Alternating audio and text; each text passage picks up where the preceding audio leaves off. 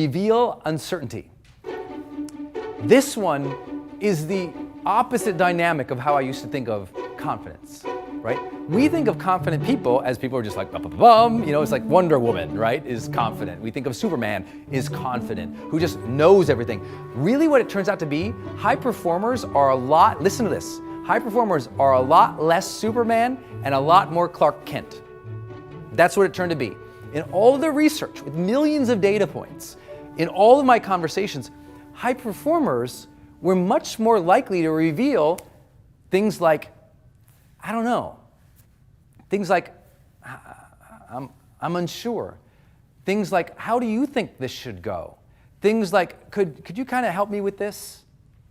Like, high performers literally explicitly share that they don't know how it's going, they don't know how it's supposed to go, that they need some help, that they need some mentorship, that they need some guidance. That's confidence. Confidence is not holding back the deck of cards of your weaknesses. Confidence is a comfort with vulnerability. And when people say vulnerability, they often don't know what they mean. When we're talking about vulnerability, specifically related to confidence and high performance, like measurable outcomes, the thing that we can measure and see is that high performers in group meetings, in team meetings, in social situations, more often share their insecurity. They more often say, I don't know how this is supposed to go. Or, you know, they'll be the person, you know, at that fruit punch bowl who says, you know, I don't really know anybody here. I don't really know how to start to meet some of these people. Could you introduce me to somebody? And that's how they handle the social networking, where they're awkward. They instead of just sitting back at the punch bowl, drowning their sorrows and feeling bad about themselves, they engage the person next to them and say, hey, you know what? I feel kind of awkward here. I don't know a lot of people. Could you introduce me? That's how high performers are handling little situations in life. They're not the most confident person in the meeting who goes, I know everything here. They're the most confident going, you know what? I don't know this. Here's my question. What do you guys think? And that is how you lead confidently. You reveal that you don't know everything. Saying I don't know is power, not weakness. But you've been trying to do too many things on your own. And that's one reason you don't have the confidence you deserve at this stage of your life. Because see, I didn't want to start with my definition of confidence for you, because I want you to be thinking about it, but I'd like to share it now that we've talked about defining and measuring it. The way I look at confidence is I think the confidence that matters the most is the confidence in one's belief in our ability to figure things out. That's what I believe confidence to be. Do I believe in my ability to figure things out? Not, do I know things? Because it's not always true. There's a lot of things I don't know. But do I believe in my ability to figure things out? Now there I'm confident. Not because I'm smart, because I'm good at asking. I'm good at saying, you know what? I don't know how to do this. What do you guys think? And I hope this is settling in for you, because sometimes your confidence is so low because you think your confidence is correlated with what you know versus what you're willing and able to go figure out by revealing that you don't know. Got it? Next big practice for you that will really help is small changes plus integration. This one comes from my wife. If you didn't know, my wife opened 2 exercise studios throughout her career, very, very successful at it, ultimately sold them. And today, literally this morning in the car, I said, okay, I'm going to teach this thing on confidence. Like, what would you teach, honey? She's led lots of big teams and had an extraordinary quality of life. And I said, okay, well, tell me what would you say? And she says, well, to gain confidence, people need to make small changes. Not always go for the biggest thing, but make small changes and see themselves making those changes. And then integrate that into their identity. Integration, if you heard me talk about it, it's a big topic in high performance. It's one reason successful people often don't feel like successful people, or successful people don't feel confident because they've never integrated the wins, the W-I-N-S, wins. They've had a lot of wins in their life, but they never stopped and said, wow, I really appreciate that I got a little better today. I really appreciate that. I put myself out there. I'm proud of myself for trying here. You know what? I am a little stronger because I did that thing. To acknowledge that you've gained some strength is everything to confidence, isn't it? Write it down. To acknowledge that you gained some strength. Look, if you had 2 kids and you survived, you've gained some strength. You get a little more confidence in life. I mean, come on, what else do you have to be through?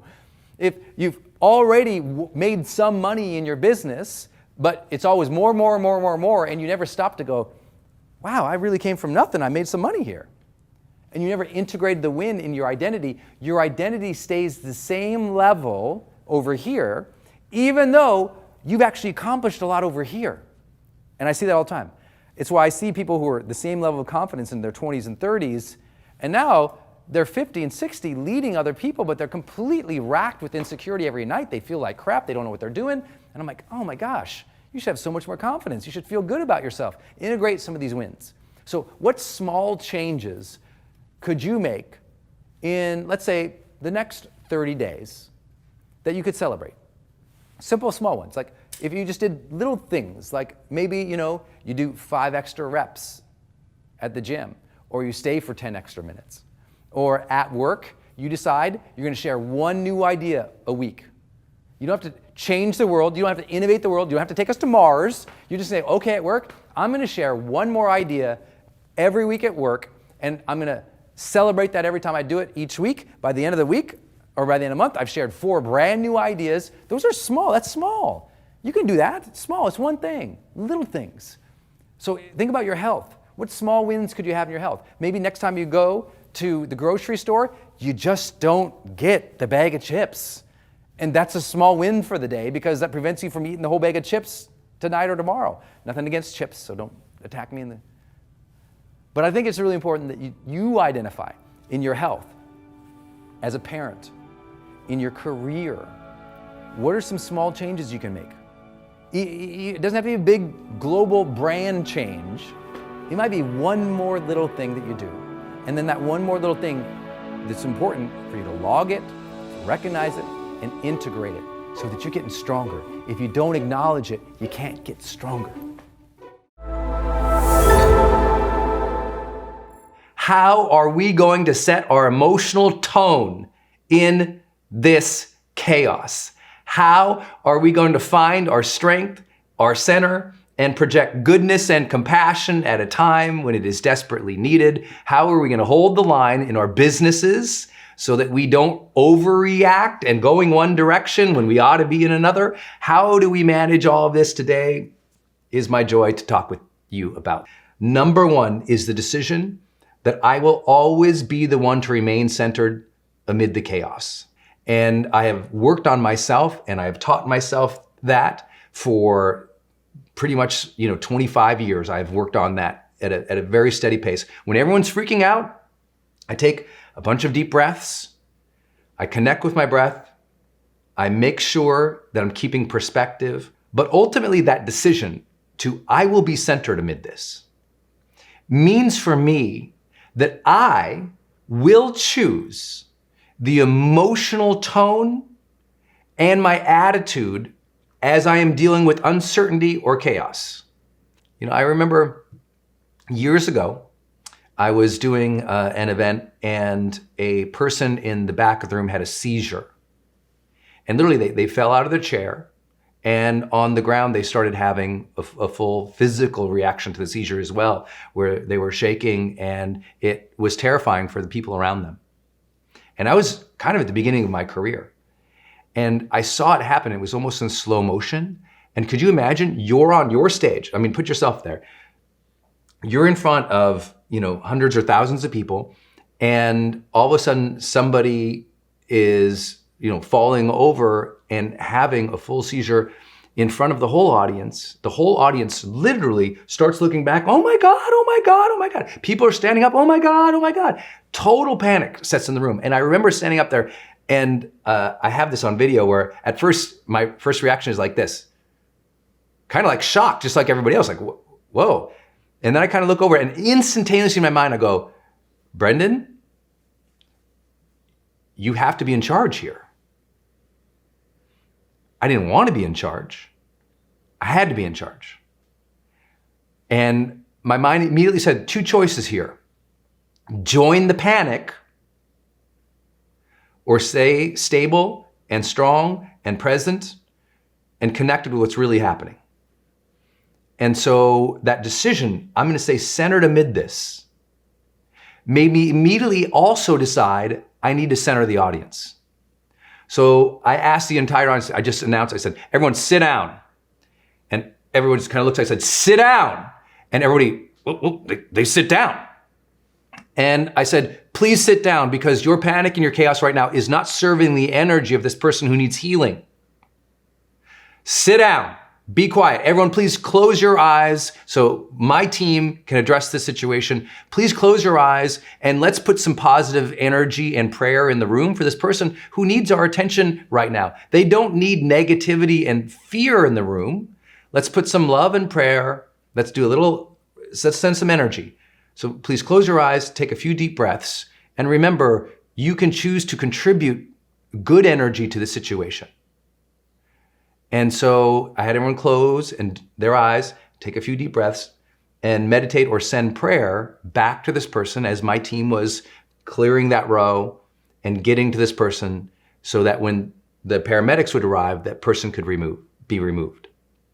Now, here's the deal. I knew I had like 20 minutes at least before we could get a paramedic probably at that spot in the seminar. And I thought, how am I going to buy 20 minutes? People are going to start freaking out.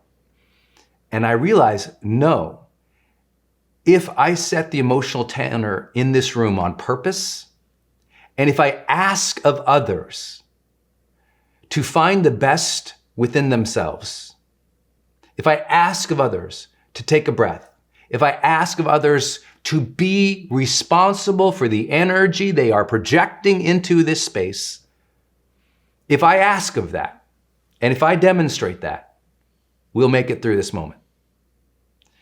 And that might not seem like a big deal, but I really believe the energy in that room either was serving this man as he was having a seizure or was making it worse. You know, imagine here he is having this unbelievable, stressful, life-threatening situation, and if all around him everybody is screaming in chaos, the body feels that, you know? The body and the mind feels the energy of what is around it. And so if that is true, let us all be responsible for the energy we are projecting right now. I've seen friends hop online and something's happening, and what are they doing? They're contributing to the chaos. They're posting snarky comments. There's sarcasm, blame, vitriol, anger. And I'm not here to say that we can't use our social mediums to contribute to an argument or to make a case, but every word has a tone to it. And the tone that we are setting in reply to chaos either furthers the chaos or it levels it. And the more of us who choose to be even, tempered, thoughtful, caring, compassionate, the values that we would all hope to have as a global citizenry, the more that we will judiciously take action in a thoughtful way. That's the hope. And whether you believe that or not, I hope that you'll hear this first practice. Your family needs to see you centered, calm, strong, and assured in chaos. Otherwise, we are passing down panic to another generation. It's sad, in my view, that we have a world that is so connected, so potentially capable, so well informed, and yet we still have people who overreact. Now, I'm not saying that overreaction isn't something you would anticipate. But there's a difference between overreaction as in taking action to overprotect, like doing something useful to shore up things, versus an emotional overreaction of fear. You can deal with really difficult situations without the negative range of blame, vitriol, hate, and anger. Now, I know I'm preaching to the choir, but I'm just here today to touch base with you. You can set that emotional tenor. Let's all do a better job at that. Let me give you a couple examples of how I'm doing it right now. To stay centered amid chaos, you also have to stay a little distanced from chaos. Even as it is happening, I'll give you an example of how I'm doing it. And many of you guys know I have 4 major companies that I'm either, the principal in or one of the principal investors in. And for me, like lots of different teams around the world, and obviously you've seen here, we have a global community. Well, for me, because I'm constantly being hit up on this phone by people from literally around the world, and people count on me to advise their companies. So what do? I don't engage the chaos all day. Instead, I work my plan. And many of you already know how I do that with my morning routines. My morning routine doesn't change. Still stays steady. Wake up, center my mind, plan my day, open up my body. But I also do simple things right now. Right now, listen, I'm not checking in my phone every 10 minutes because, right, guess what you want to do in chaos? Refresh. But every time you hit refresh and every time you scroll, don't forget it takes emotional and mental energy. And if refresh, chaos, bad news, oh my God. Just think about that for a minute. You're hitting the oh my God button all day when you're refreshing in chaotic news times. And that is creating the panic and the stress inside that is freaking you out. So as an example of simple things that I do, I only check in on the news twice a day. I would say news at noon, right? I'm gonna get through my morning. I'm gonna make the magic happen. I'm gonna move my projects forward in the mornings. If it's news that I need to know about that affects me dramatically and locally, trust me, I'll hear about it. My friends or my wife or somebody will let me know via text. But I don't check in on the news because nothing's gonna change for me in dealing with the news until around noon. And I know people say, well, what if this is canceled or that's canceled? You'll hear it from your family. You'll get the news, but I don't check into the major media. I don't check into social media multiple times a day. I don't check into, and I'm talking about what people are doing right now. They're hitting refresh by the minute, by the 5 minutes, by the 10. How many of you are guilty about this? How many of you have been addicted to refreshing in the last 72 hours, right? It's easy to do that when there's chaos, but that's also the most important time not to do that for your own psyche, right? That's the most important time to separate yourself from chaos versus what do? Reconnect to it every 30 seconds? Think about what that does. You cannot, doesn't matter how conscious or intelligent or brilliant or meditative you are, if you check into, oh my God, bad news 24/7, there is no human that does not start to shape your emotional reality. No human alive. The Dalai Lama couldn't do it without feeling that emotion if that's what he did 24/7. And right now, that's what we have people doing. And so I think what is necessary is to stay absolutely informed, but realize not a whole lot is going to shift in periods of time throughout the day. Now, I know it depends on what you do and how you respond in your career and where your family is and all these things. No question. So here's what I'm going to suggest to you. To stay centered in the mid of the chaos, you choose how much you check in. You choose. And then at a conscious level, I'd say, back it up a little bit. So however, you're like, I gotta check 20 times this hour, but I'm like, okay, I appreciate that feeling and that concern. So let's just back. Could we check in just 5 times in the hour so you can actually get something done? So please don't think I'm saying don't be involved or don't be informed. I'm saying don't let the chaos eat you alive, because listen to this statement. Chaos inside grows as checking in on the outside grows. Right? The more everyone's freaking out and the more you listen to all of it, the more it infects you.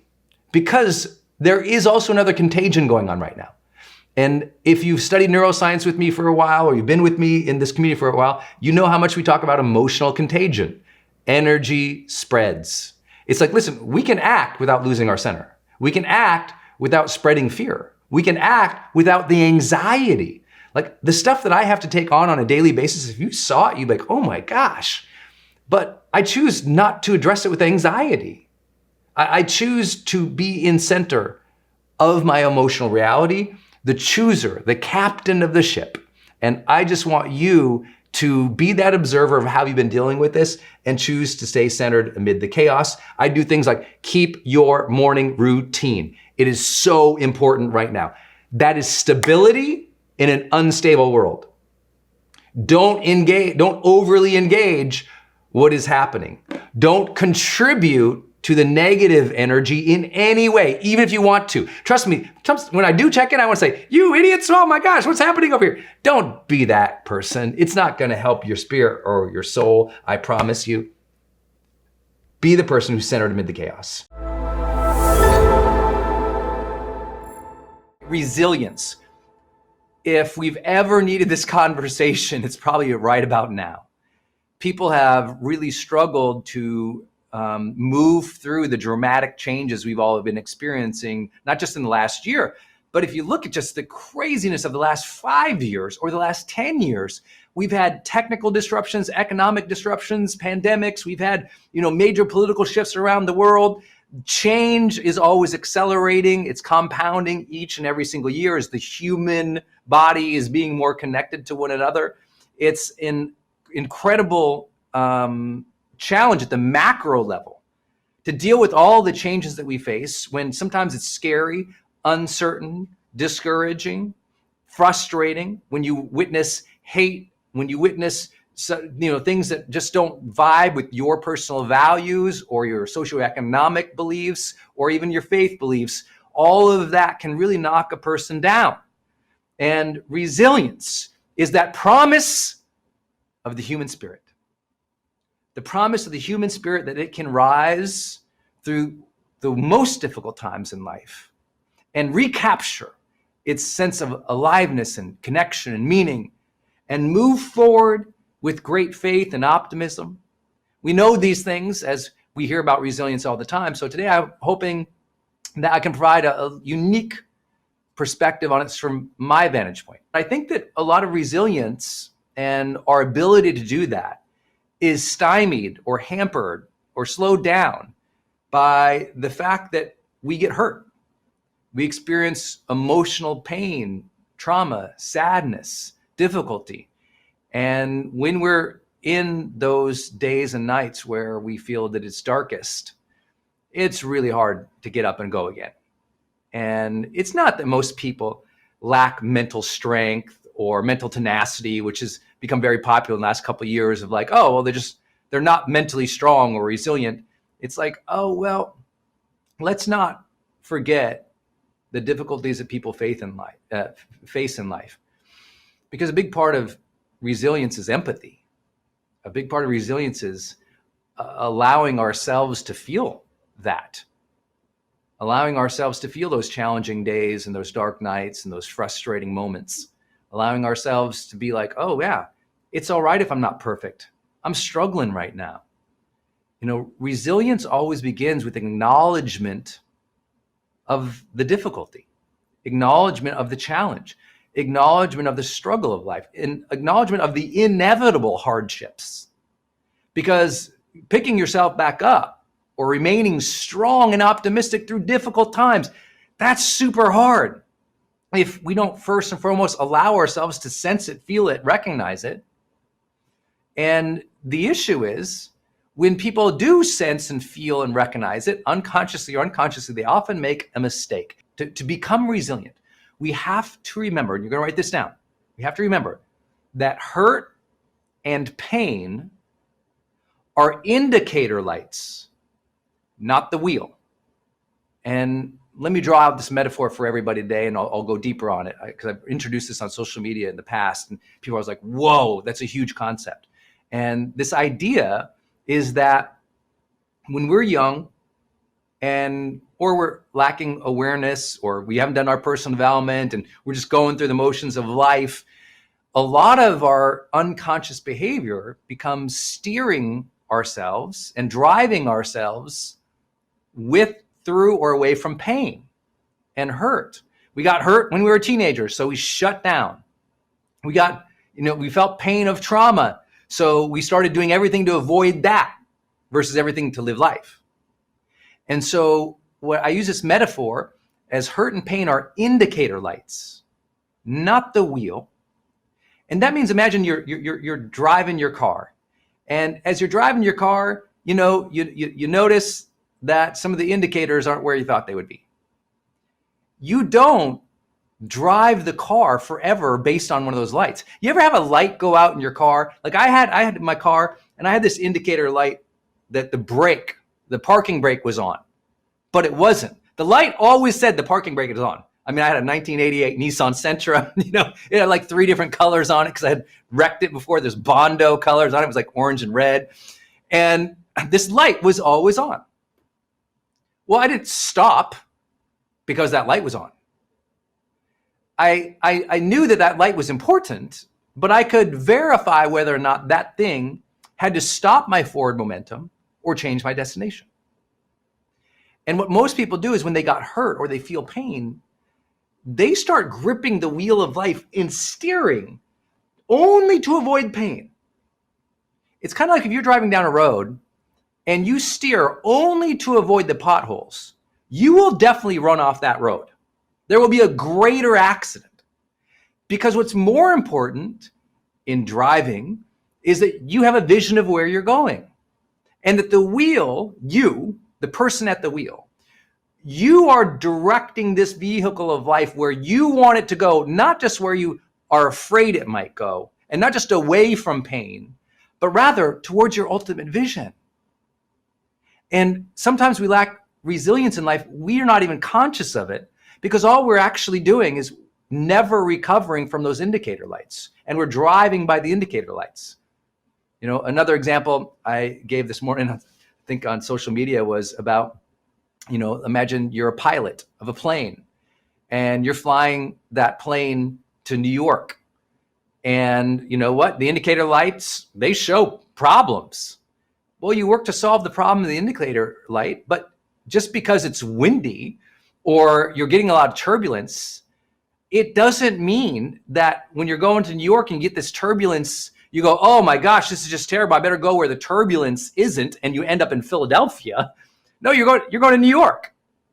And that having vision for life, having a direction in mind, and being at firm control of the wheel is a important precept to everything we're going to talk about today in resilience and mindset. Meaning, if pain has a hold of that wheel, you're not going to be where you want to be in life.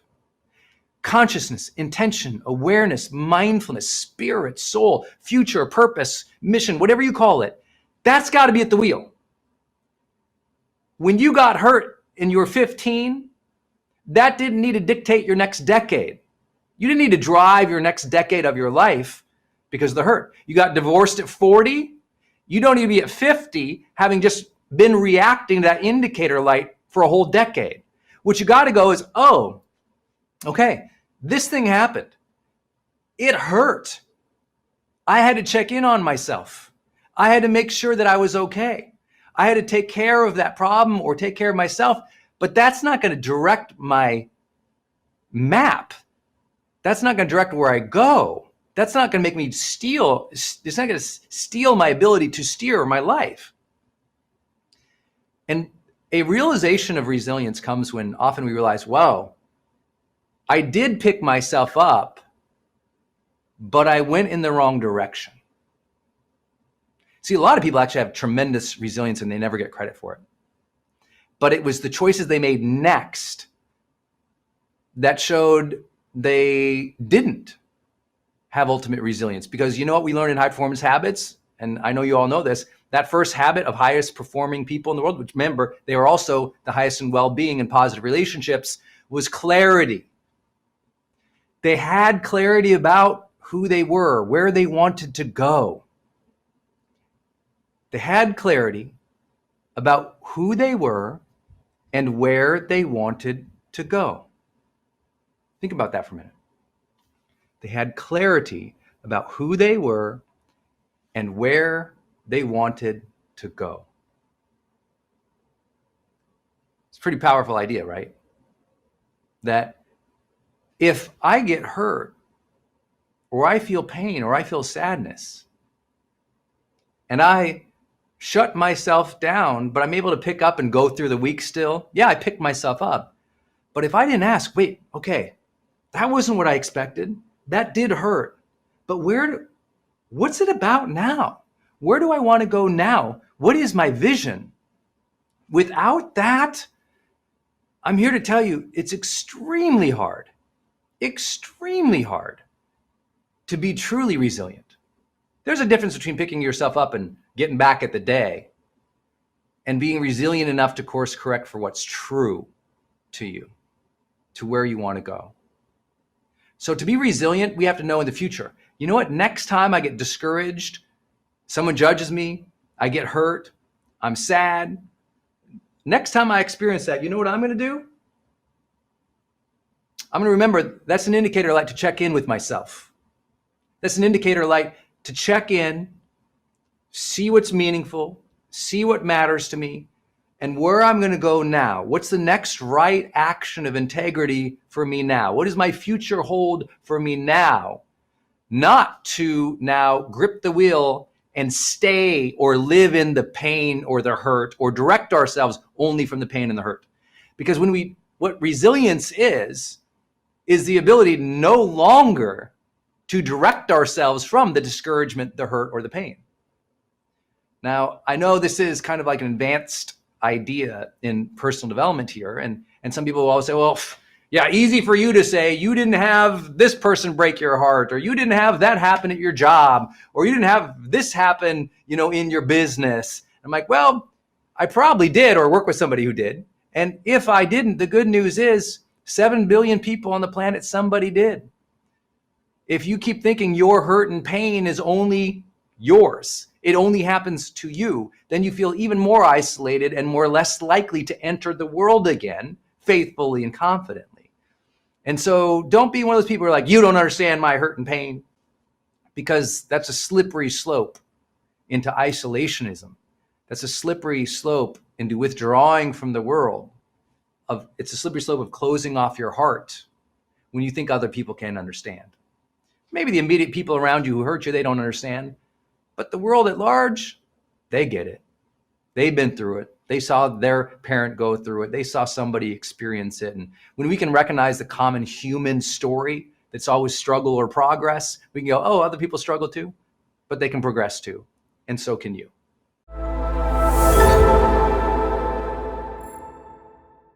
You know when most people evaluate themselves? When they have a performance review coming up at work, when they've really screwed something up and they're guilty and they're thinking of all the other stupid things they've done that hurt them, when they hit a birthday, when they hit New Year's, when someone holds up a mirror in front of them and says, hey, you're being a jerk, and they have to really reevaluate. Most people are not proactively assessing their performance. And so when it comes time to do that, they're disappointed. And so if this is not a basic habit for you, I need you to start scoring yourself at the end of the day. Now, people really don't like this one, and I'm just going to be upfront about that. You probably won't want to do this, and a lot of people don't. But if there's something inside of you that is restless for that next level, we're going to have to start measuring. If you don't measure it, you can't improve it. And the same way that most people, if you ever try to lose weight or gain, you notice, apparently this is weightlifting talk, but if you've ever tried to get stronger, you got to write it down. Like, how many reps did you do? How did you, what routines did you do today? How much weight did you use? Like, if you do that in the gym, well, you got to do that in the playground of life too. But most don't. And they're really struggling. I can't tell you, it's just like painful to watch. I'll show up and I'll tell me about your life. And first, they don't even know where to start because they've never measured themselves. And then second, in the dialogue with me as a high performance coach, I find them disappointed, upset, struggling, unsure of themselves. And a lot of that could have been handled if, on a more consistent basis, they were self-aware and personally accountable to their own behavior and growth. I mean, isn't it true? Don't you know somebody you wish, oh my gosh, I wish that person would stop at the end of the day and say, am I being a good person? I mean, isn't there someone you're so frustrated with right now in life who you would just love to sit them down and say, hey, you need to be more self-aware. You aren't paying attention to who you're being, and it's hurting everybody around you. Jerk. We all have that person we wish they were more self-aware. But how do you get self-awareness? You just go to a meditative retreat once a year? Do you luck out into being a self-aware person? Self-awareness is gained by self-evaluation. If you want to be better, aware of who you are, where you can grow, how you can uniquely give or serve, we need to evaluate yourself. Does this make sense? So what are your habits right now for evaluating yourself? What do they look like?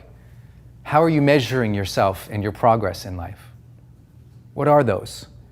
If you got some, man, virtual high five, I could be there with you. Celebrate that. That's awesome, right? That's incredible, because most people don't do that. So I hope that you are doing that, but it's a struggle for a lot of people too. So here's a simple way that you can end your day scoring yourself along the lines of, again, what we're talking about here, productivity specifically. You might have other ways. You might score your personal values. You might score your energy. You might score how much influence you had with other people. I'm going to give you some related to what we talked about, productivity, so we can get some quick wins and gains for you as we jump into more in-depth training. Here's what those are. I would like to ask yourself at the end of the day these specific statements, and then rate yourself. Low, 1 means you suck. Okay? 5 means you're awesome. You're doing a good job, okay? So let's walk through these. Number 1, I worked on things that mattered most today. I know that's basic, so I'll go fast here. Number 2, I progressed a major dream or goal today. Meaning, did you progress today? Number 3, I avoided distractions well today. Number 4, I set intentions before each major activity today. That's a huge one.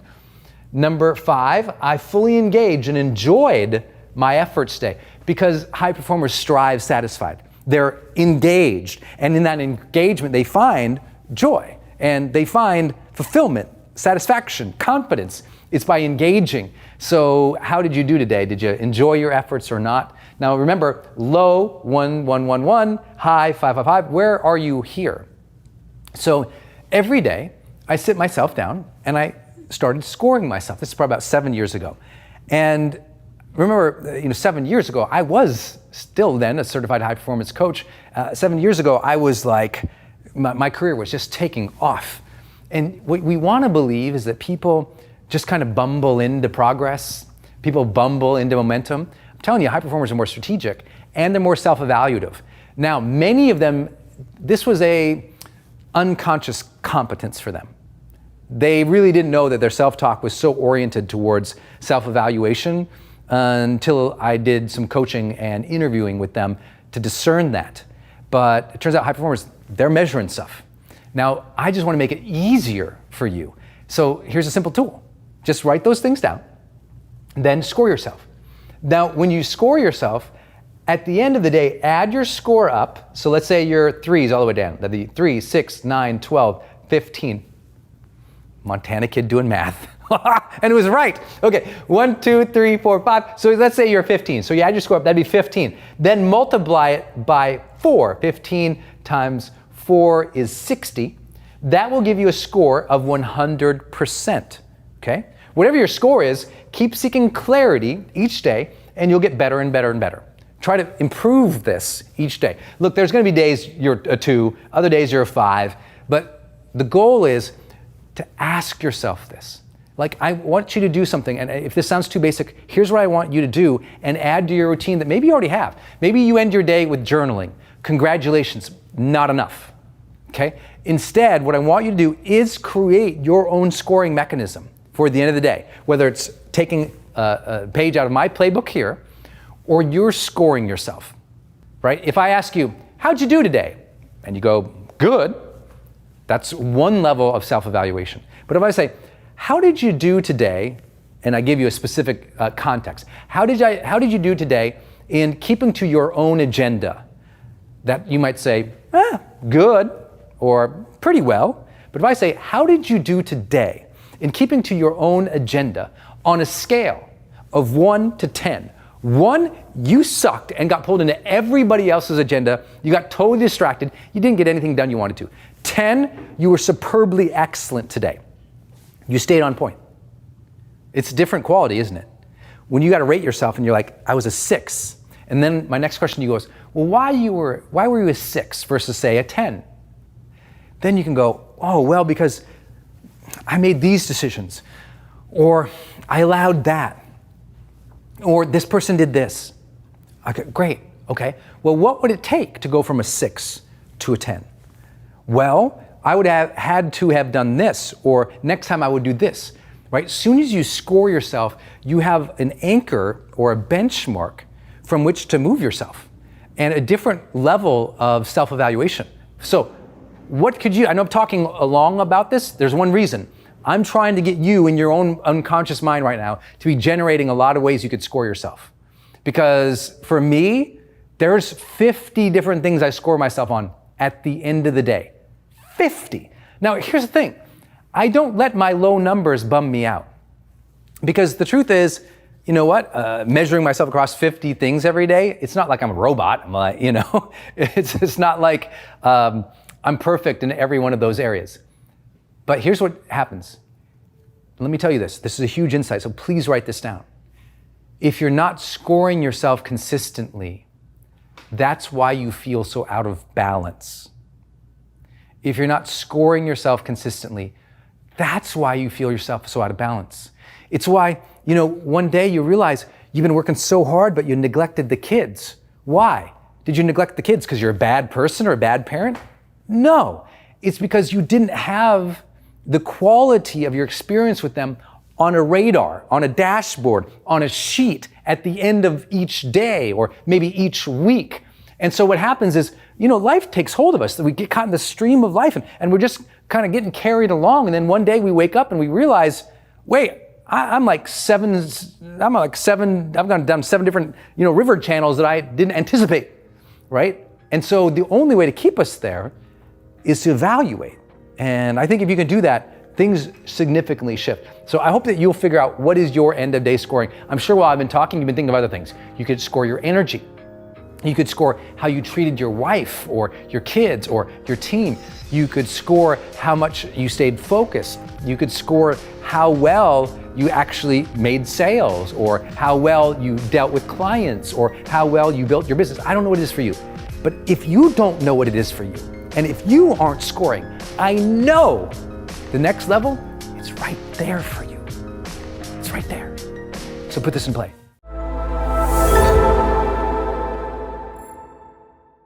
This has been so powerful when you've shared this on our morning show, and I just want to share it with everyone here.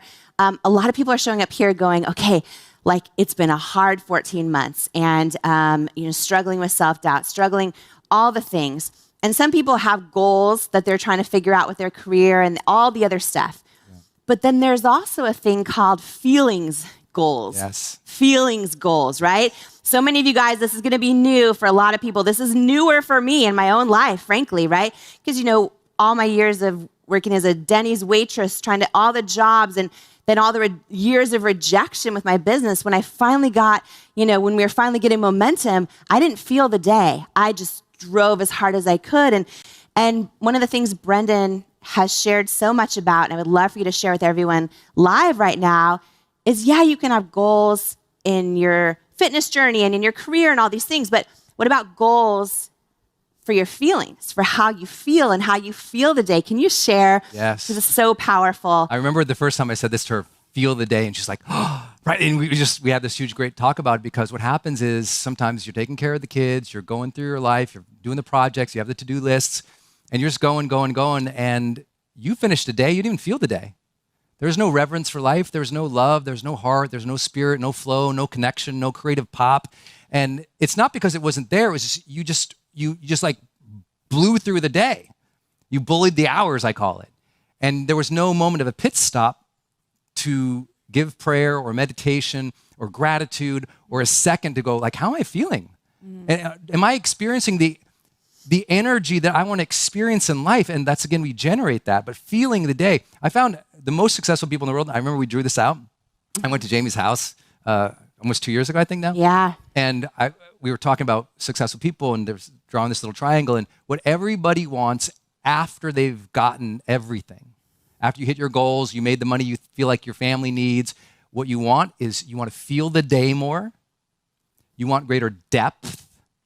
in your relationships, like deeper relationships, deeper commitment, deeper meaning, right? We all want those things. And then we also want to know that we're leaving some kind of legacy or contribution, what I call meaningful pursuits. And I think feeling the day should be in your top 1 or 2 priorities every day. The whole mindfulness movement is really architected to, I want to feel the day. I want to feel presence, right? I want to feel the energy. I want to feel the spirit. I want a self-awareness or consciousness. It's a different feeling of the day versus just like powering through or caffeinating through it all and just blunting it out. We want you to have those sensations of beauty and honor and respect and depth every day. We want you to feel joy and reverence every day. She knows I probably say reverence every morning show because I'm so happy. Who feels so happy to be alive? I'm so happy to be alive. I'm so happy to be with this woman. I'm so happy with this team and with you all guys. It's amazing. It's a gift. Yeah, I love that so much. And even Ed Milet was sharing a little bit about that idea of, setting goals also for feeling the day. And then also like what are feelings we want in our life? And I think you just named a big one too, which is presence. I think that it's been so easy, especially the last 14 months, to like disconnect and just try to numb out and try to surf Instagram or watch the news or all the things, right? And so many people are saying that's really taken a toll on them, that they feel their own light dimming when they do that. And, I started the morning off by talking about how that light is still inside of you, that light in every single one of us, right? A lot of people nodding. It's still inside of you right now. And I think part of igniting it is learning to feel the day, right? So what are just a few just simple tips people can do who are like, Brendon, how do I feel the day? I feel nothing. Part of it, to recognize your overall emotional feeling every day is usually a 72-hour after effect of how you moved, breathed, slept, and ate in the last 72 hours. It really is like it's a cumulative effect, especially of the last 72 hours have a lot to do with your emotional world. So that's why having good habits on a consistent basis, like you might listen, if you want to have a cheat day, that's okay, but that's why they call it a cheat day. You eat bad for one day, but then like number 2 and number 3, if you get back on the train, you start feeling good again, right? So it's okay to have one day off, but I think the most important thing for feeling the day is you need to have pit stops throughout the day. You need to have moments that you purposely take every day throughout the day to reconnect with spirit, soul, energy, or even just to breathe, Mom. Like just to take a beat, close your eyes. Like I'll stand. I do this every hour. Okay, I'll stand up. Sorry for the camera guys. I'll stand every hour. I stand up. You've been asking me to demonstrate. Yes, demonstrate. I will stand up. I will close my eyes because a lot of your fatigue is visual fatigue, and that visual fatigue is causing a lot of neurological fatigue. So closing your eyes, especially because we're all these devices, close your eyes. I stand. I bounce in place. I swing my arms. I take 10 deep breaths like this.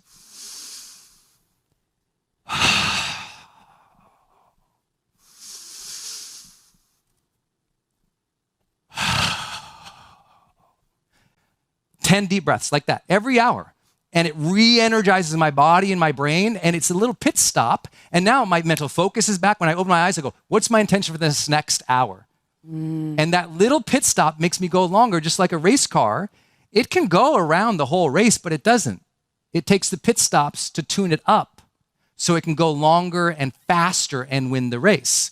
You need a little more pit stops to tune your mind up, amp up your emotions, reconnect with the heart or the spirit or the soul. And if you are just grinding all day, there's no pit stops. That's the equation for burnout.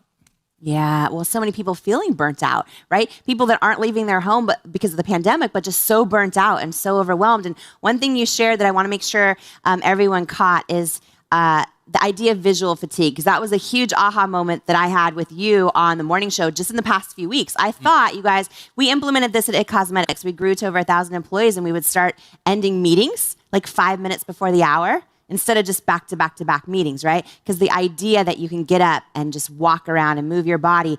But one of the things you brought up is I learned I was doing them wrong because I was like walking and moving, but still engaged. I would take meetings in the hallway walking, or I would check my email on that 5-minute break, right?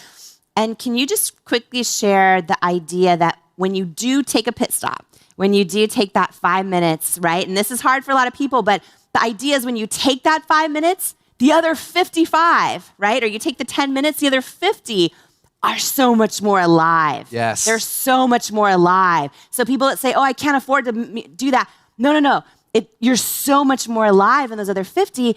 But I was doing it wrong because I wasn't actually resting my mind. And you talk about the power of like visual fatigue. If you take a break and you're scrolling Instagram or emails, that's not a break. That's exhaustion, right? Scrolling is just exhausting your brain even more and more and more and more. It's engaging it, but it's exhausting it more and more and more. And so it's like this. You cannot possibly hope that burnout will end if you don't more consistently recharge. But we grew up on a century-old model that, we'll get to recharge when we retire. We'll get to recharge, 2 weeks out of the year when we have vacation. It's why people are miserable, because the burnout is real because they don't recharge. That one day I'll recharge, the spa day, or a year from no. The world's largest study of productivity that's ever been done found out the most productive people in the world who also reported high levels of happiness, they took a break on average every 52 minutes. Largest study ever done. Every 52 minutes they took a break.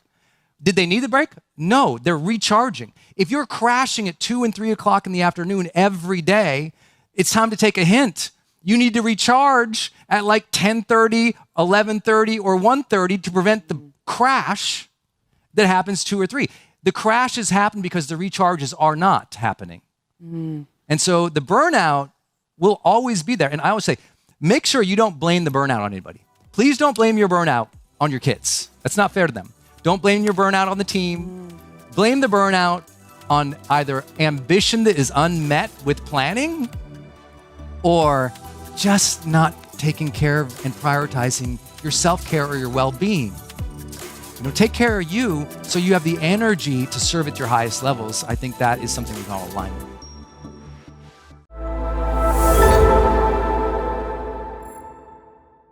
Capability is you can do it every time. It is like a strength, if you will. It is something that you are highly capable at that thing. You are at another level of skill that it shows up every single time. But here's the truth.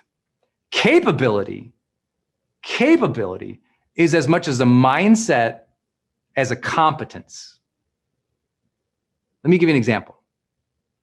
A lot of extremely smart people who can handle the problem don't handle the problem because they don't feel capable. It's like, yeah, I know it, but I don't do it. It's like a lot of people who achieve a lot of great things, how many of you know someone who's very competent, has great skills, but lacks the capability to execute? See, capability is something capability is self-trust to take the action. It's not just, do I know how to take the action? It's, I'm an action taker. I'm going to show up. I'm capable to handle this. I will do this. I trust in myself to handle this, to execute again and again and again and again and again. That's capability.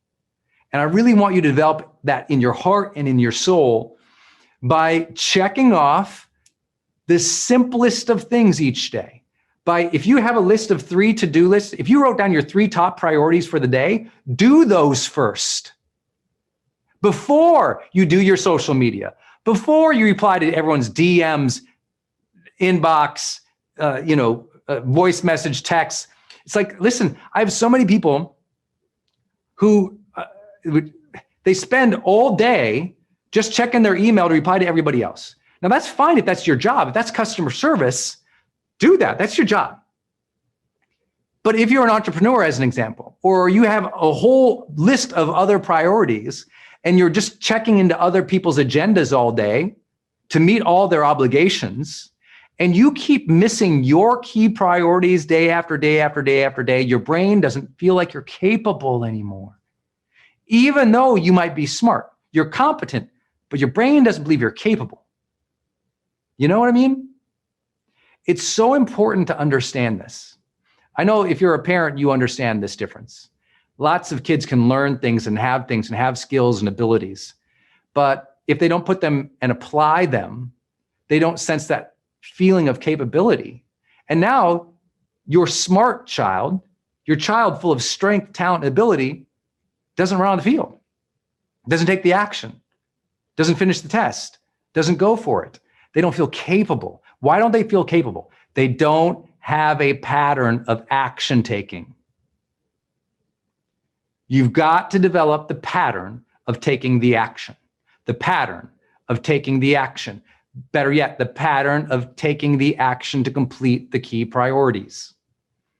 So all I want you to do as a daily simple habit, every morning, we do it in the high performance planner. I write down my key priorities for the day. Do those first. Get those out of the way. Make that happen. Maybe that's your morning. Maybe for me, I didn't feel capable in my career for a long time because I was replying to everybody. And then I did a simple thing. I said, you know what? No phone calls till 1 p.m. in the afternoon, my time. That leaves the morning to do the most important work. Because I do the most important work almost every morning of my life, I feel incredibly capable. Give me a task list. Give me that log is happening in the brain. Good job today. Good job today. Good job today. Good job today. That consistency, that congruence developed the capability. Now I feel capable and I am capable because I executed.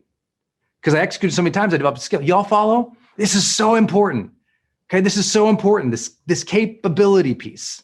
And the best part is when you get some capability, if you'll do what we talked about earlier, self-reflection, you'll start to go, look what I did there. If you do what I've always taught, which is you have to integrate the wins. Integrate the wins. When you do something, take a moment and go, I did that.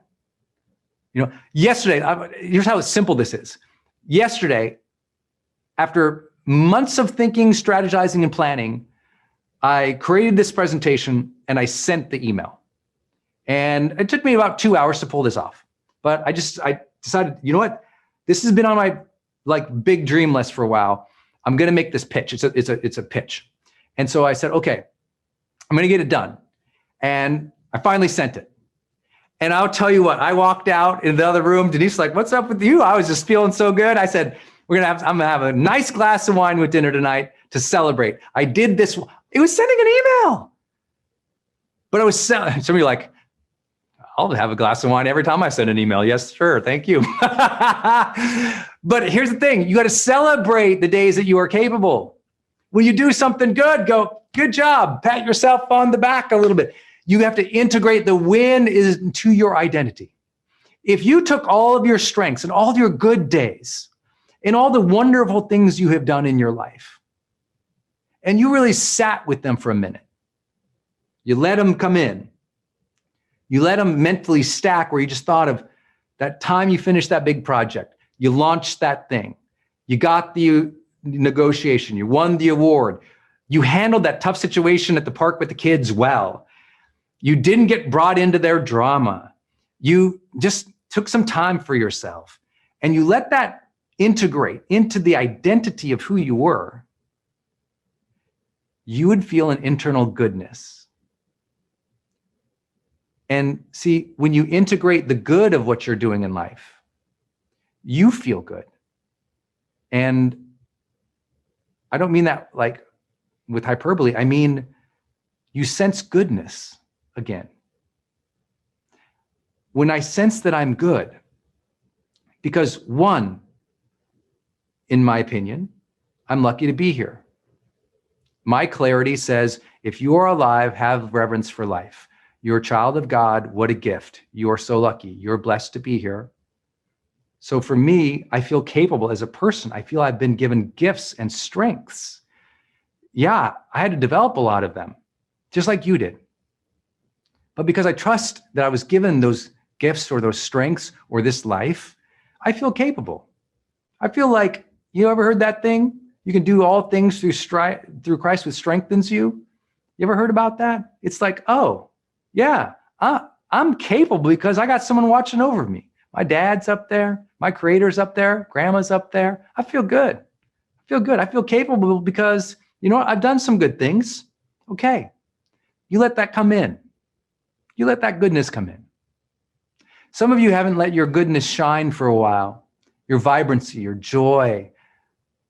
that sense of soul or spirit or flow or femininity or masculinity, that part of you that's just like this? Because why hasn't it gone out like that? Because you haven't brought it in and stored it up.